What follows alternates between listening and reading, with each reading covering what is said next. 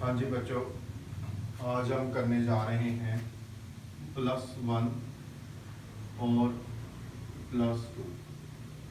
हाँ जी, +1 में जो हम अकाउंट्स पढ़ते थे उसको बोलते थे सोल प्रोप्राइटरशिप। क्या बोलते थे? Sole proprietorship.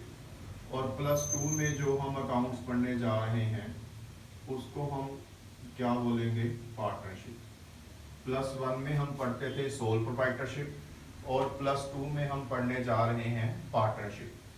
अब हमने ये सीखना है कि लोग जो हैं वो सोल प्रोप्राइटरशिप को छोड़कर पार्टनरशिप की तरफ क्यों मूव करते हैं।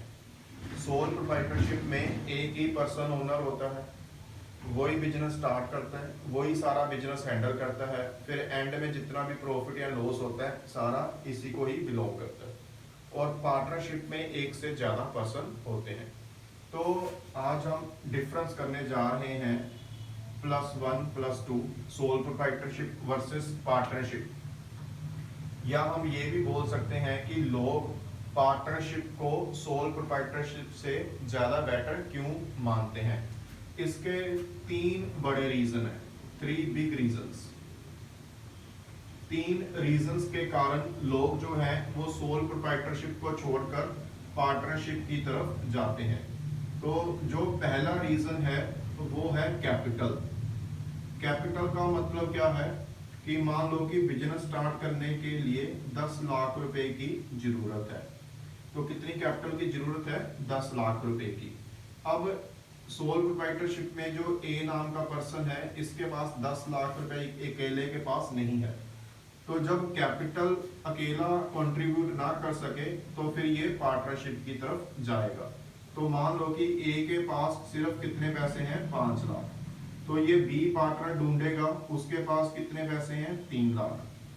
और फिर सी नाम का भी कोई पार्टनर मिल जाएगा जिसके पास 2 लाख रुपए होंगे।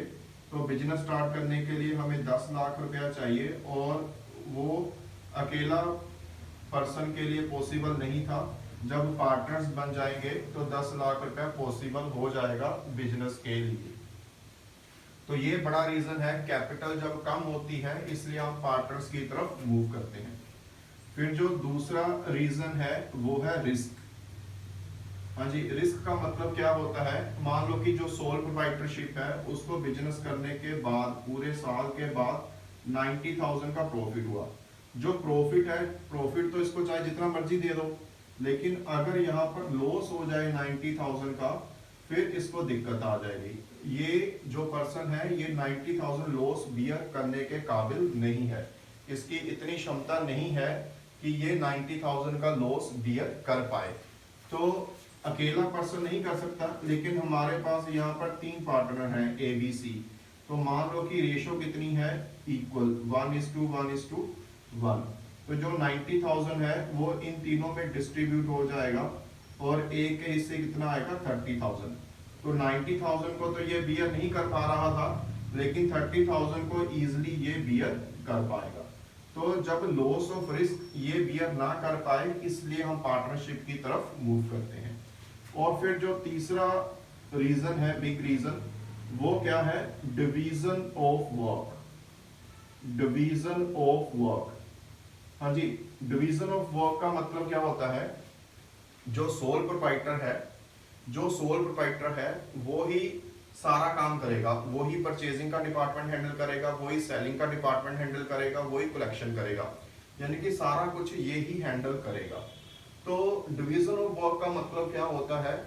जो पर्सन जिस फील्ड में स्पेशलाइज है, जो पर्सन जिस फील्ड में माहिर है, हम उसको वो फील्ड सौंप देते हैं। फिर उसके साथ क्या होता है? प्रोडक्टिविटी आती है और प्रॉफिट इंक्रीज होता है।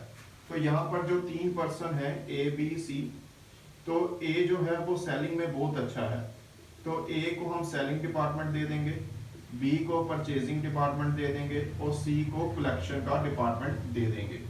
तो डिवीजन ऑफ वर्क का मतलब क्या होता है? जो पर्सन जिस फील्ड में बेटर है उसको वो फील्ड अलाउ कर दो, उसके साथ क्या होएगा? प्रोडक्टिविटी इंक्रीज होएगी, प्रॉफिट भी इंक्रीज होएगा। तो ये 3 रीजंस हैं जिसकी वजह से लोग सोल प्रोप्राइटरशिप को छोड़कर पार्टनरशिप की तरफ जाते हैं। एक बार दोबारा से रिवाइज करिए। कैपिटल, कैपिटल का मतलब क्या है? जब पैसा कम हो लेकिन ज्यादा पैसा चाहिए, इसलिए पार्टनरशिप की तरफ लोग जाते हैं। रिस्क, जब लॉस का रिस्क जो है वो ज्यादा हो, हम बियर ना कर पाए, तो इसलिए भी पार्टनरशिप की तरफ जाते हैं।